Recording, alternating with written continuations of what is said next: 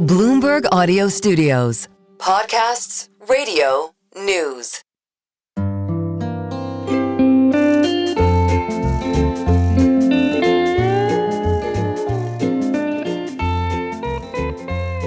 Hello and welcome to another episode of the Odd Lots podcast. I'm Tracy Alloway. And I'm Joe Weisenthal. Joe, another day, another emergency podcast. We're going to do a lot. This is a fact. I should just resign myself to this inevitability, right?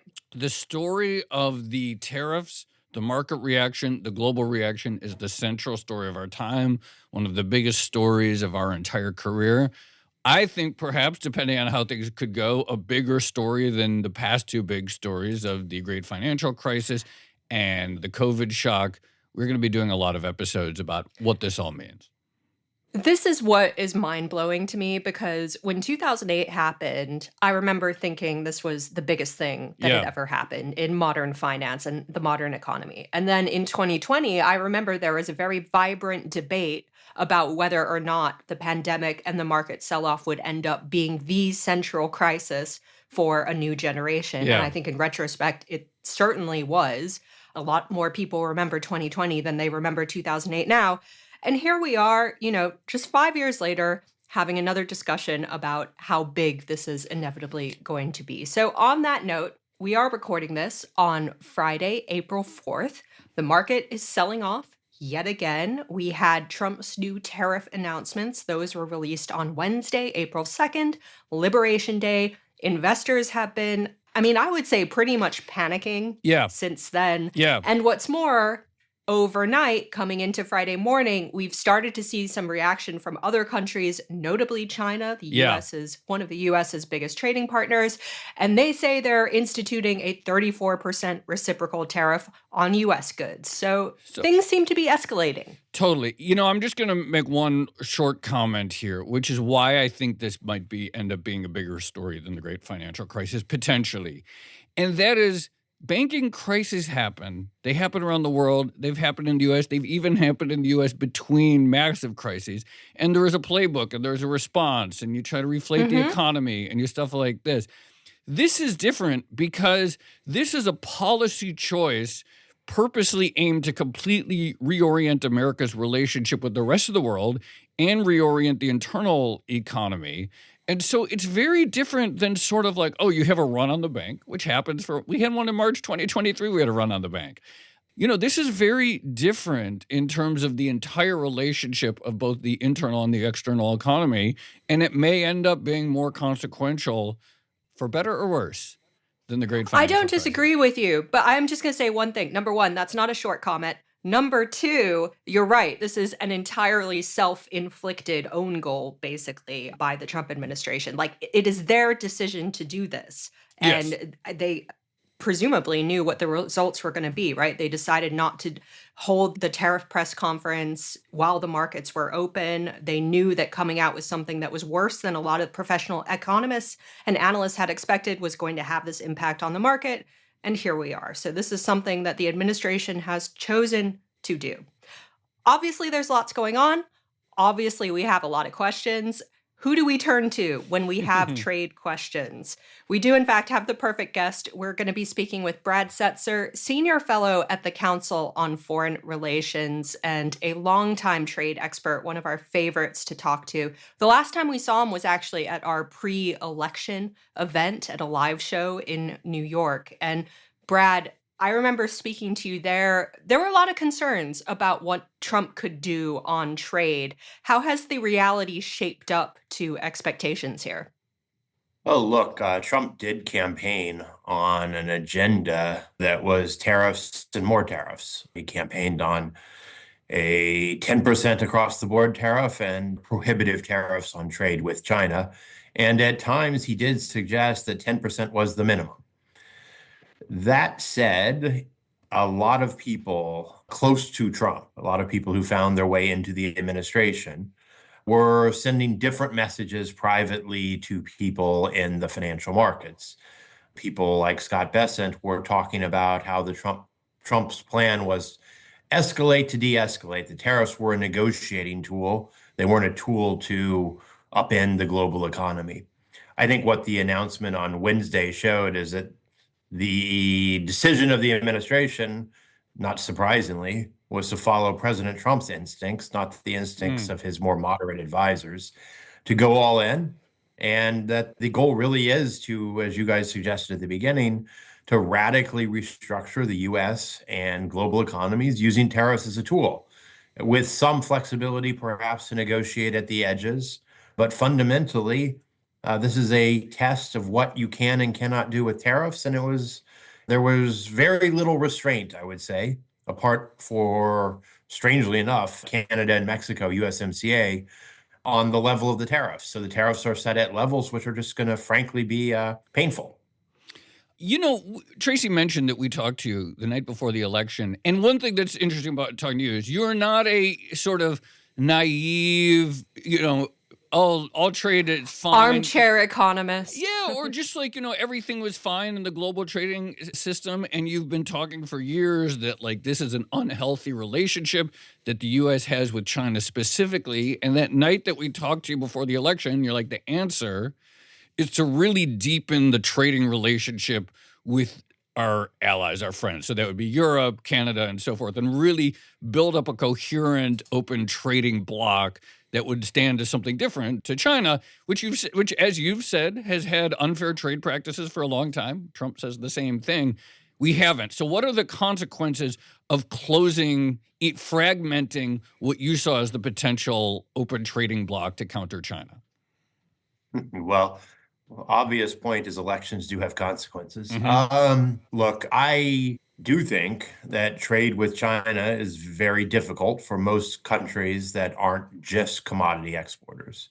If you look at China's pattern of trade over the last 6 years, China's imports of manufacturers increased on average by $15 billion a year, essentially nothing. China's exports of manufacturers over the last 6 years increased on average by $175 billion a year, 10 times as much. So China became an economy, particularly in response because of the way it responded to COVID, because of the real estate crisis, that was exporting but not importing when it came to manufacturers. And China's trade surplus surged to be at about $1 trillion. It's a little over $1 trillion now, about 1% of GDP, world GDP. Its manufacturing surplus is 2% of world GDP. These are really unprecedented numbers. And so, my view was that, hey, we don't have to abandon all the benefits of trade. We can maintain the benefits of relatively integrated trade amongst like-minded, I guess I don't like that term actually, amongst countries that have similar economic systems, Sure. similar politics. And that was a better way of both putting pressure on China, because the pressure is really on China, and also avoiding the costs that come from fully disengaging from the world economy. I think the choice was essentially to go with an America alone policy, where we're going to give up a lot of the benefits of trade with our neighbors and with longstanding friends. And I think the net effect of that, yes, it's going to put a lot of pressure on China. The tariffs on Vietnam are in some ways tariffs on indirect Chinese exports as well. But it does so at a very, very high cost.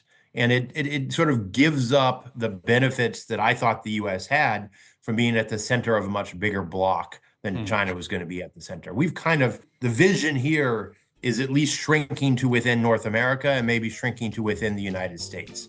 That's just fundamentally a different vision. And I think it's a more costly form of disengagement.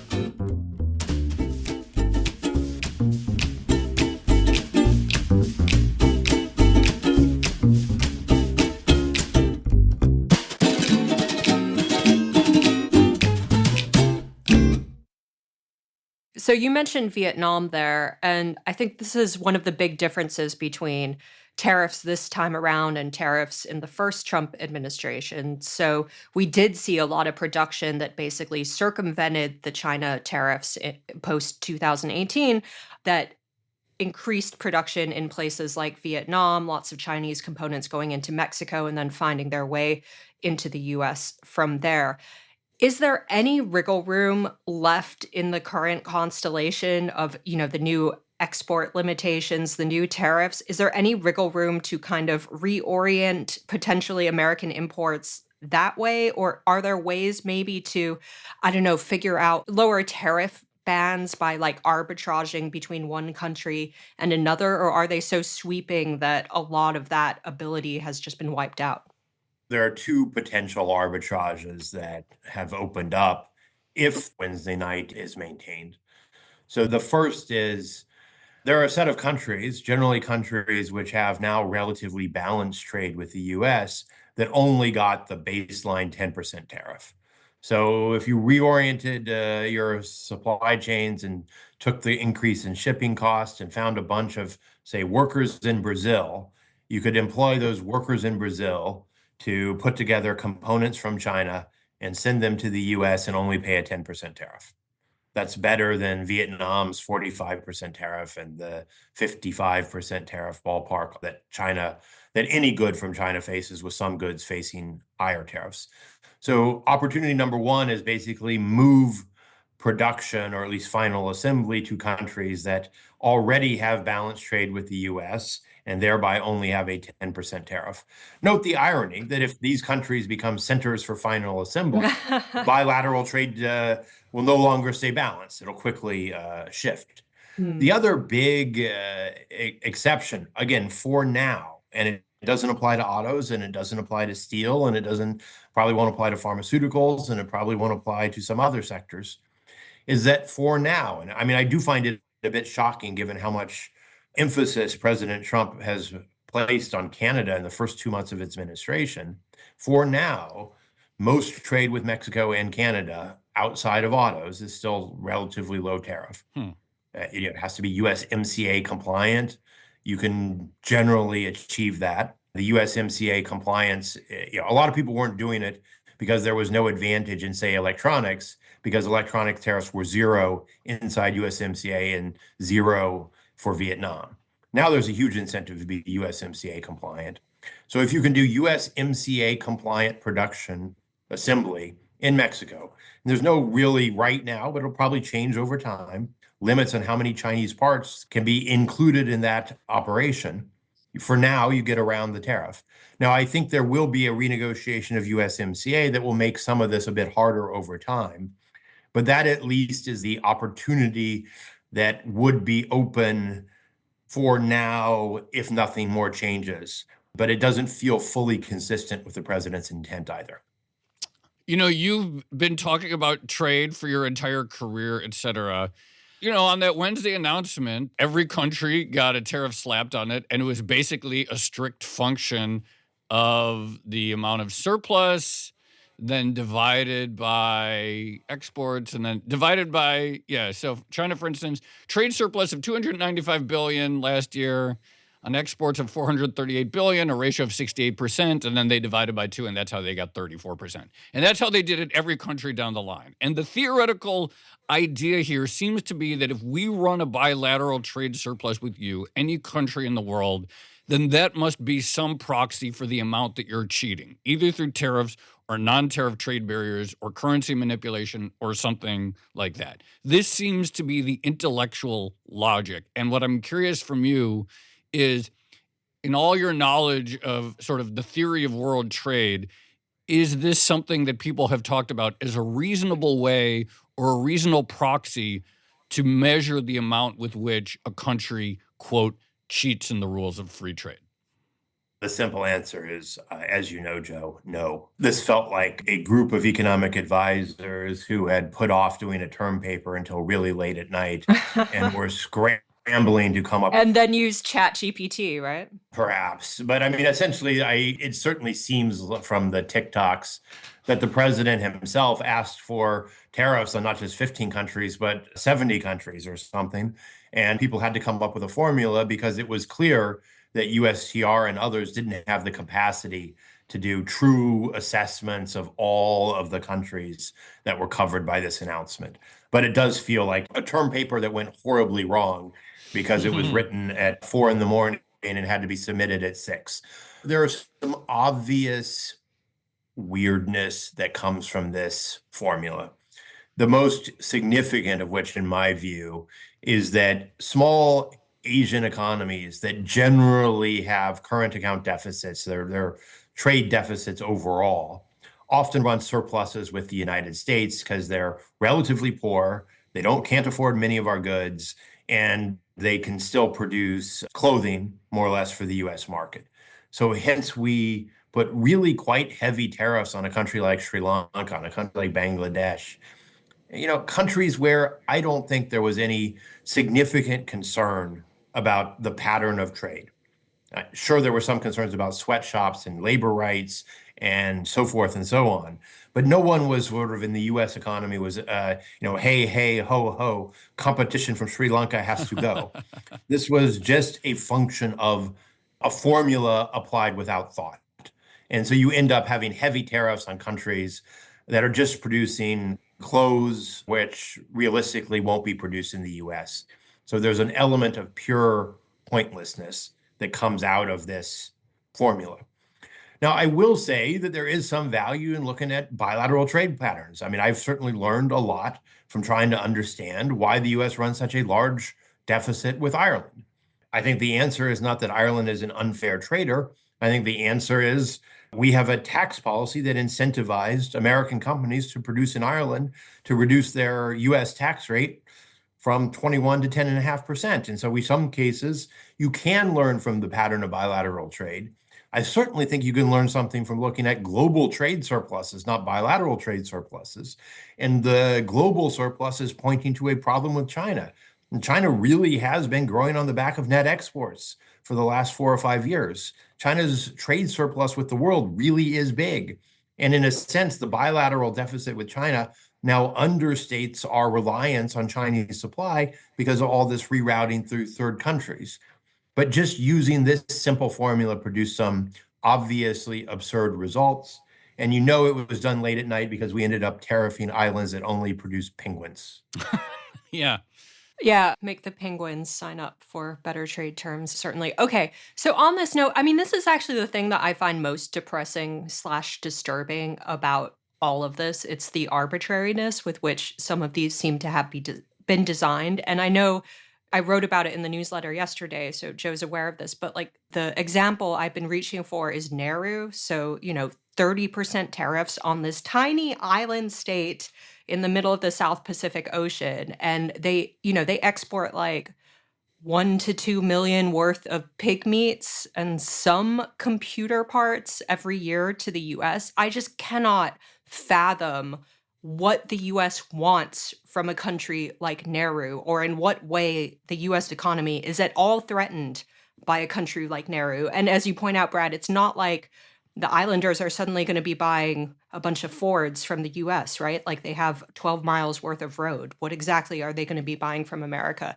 That disturbs me a lot. But beyond that, you might have realized already, Joe certainly has, that I'm a little bit cranky and tired this morning. Joe's very exhilarated by watching history change in real time. That's I right. just get kind of sad and tired. But for my benefit, can you maybe describe, is there any path where you see this going reasonably well, or at least not completely terribly?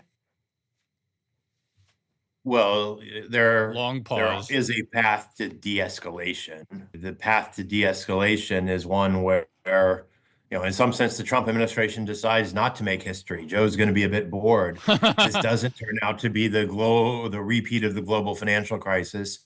It turns out to be a more ordinary trade war, maybe with a few Trumpian flourishes and maybe with a bit more revenue collection. But if the administration concludes that it overshot, that they are worried about throwing the US economy into a self-induced recession, that they don't have political support for this particular trade war, and they want to back off, they've left a little space to do quote unquote phenomenal deals.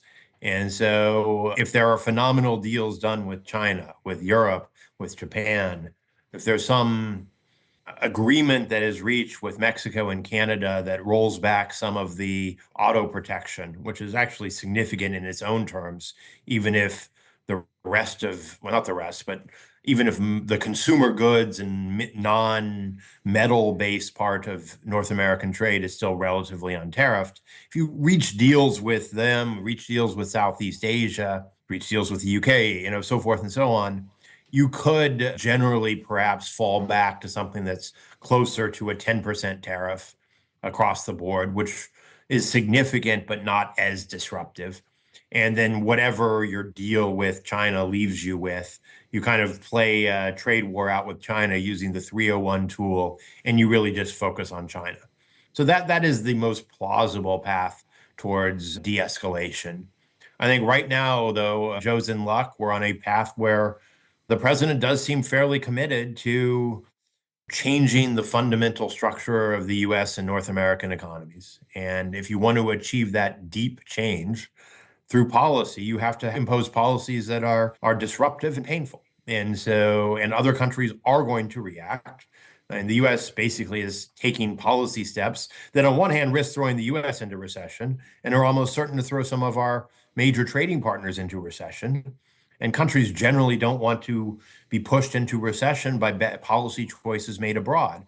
So the natural reaction is going to be to try to reduce your dependence on the US market. Now, that's really hard because the US is the only big country that runs really big deficits, I guess, along with the UK. So it is just really hard for all the surplus countries to find an alternative source of demand. The US has really been supplying a lot of demand to the global economy.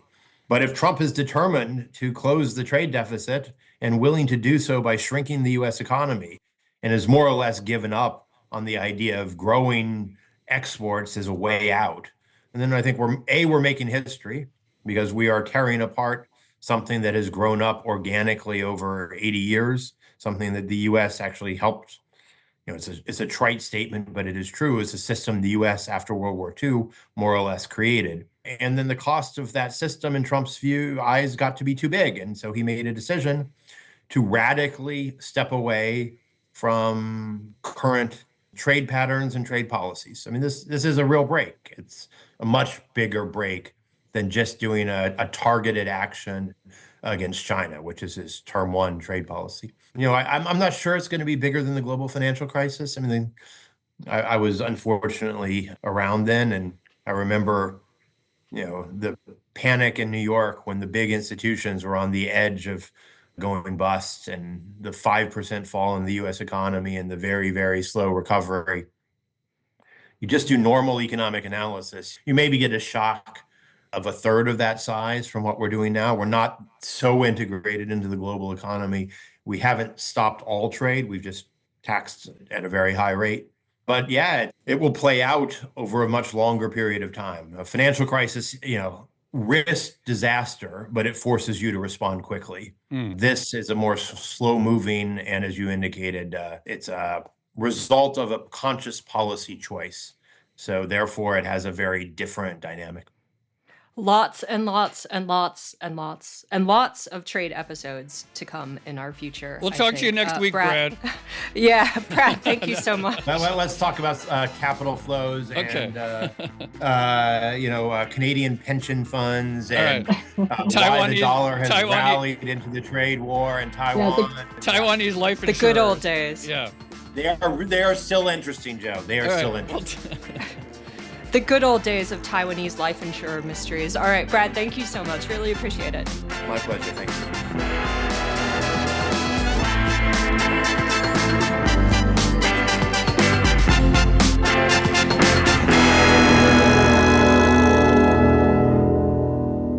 Joe, I guess on the plus side, we are making history. All of it is very interesting from an economic, intellectual perspective. So there is that. Can you tell I'm trying to make myself feel better? Tracy, we're the best business in the world. This is why we get up in the morning. But I'm just going to say one comment. There's not really much for me to add. I don't have much to add to Brad. But when he said that comment about how the formula for the tariff announcement reminded him of turning in a very bad economics term paper at 4 a.m. Yeah. The only thing that I could remember was the time that I interviewed for a job with Rubini Global Economics in 2007, and Brad Setzer was my interviewer, and I completely flopped that interview by basically talking about the Argentine economy with the sophistication that he described the tariffs, and I did not get that job. And so when Brad says this is bad economics, I have personal experience with hearing that from Brad. That's all I'm going to say. I mean, yes, it does seem to be bad economics in terms of the tariff rollout. But this is the thing that, okay, yes, it's exhilarating. It's interesting to watch. But this is the thing that actually bothers me because, as Brad points out, there are some legitimate grievances over U.S.-China trade.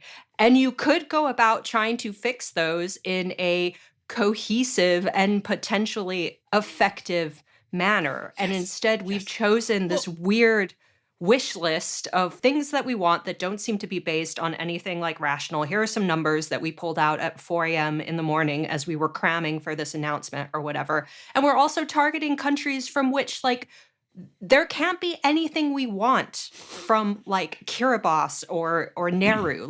Why exactly are they even included in this thing? What are we doing here? Well, this actually is one thing, you're right, that drives me crazy, which is there's this whole game that gets played where it's like, well, we need more manufacturing. And, what are we going to do? Be reliant on China for all of our semiconductors and batteries and stuff. That's actually really not great. And we had a policy put in place by the last administration that was specifically targeted. And look, I'll be very clear, I'm totally fine with disagreeing with how the CHIPS Act rolled out. And I think there's reasons to think that is totally to my mind, ground for debate. But the idea that no one was talking about the national security implications of heavy reliance on China for manufactured goods up until Wednesday, that part is complete nonsense.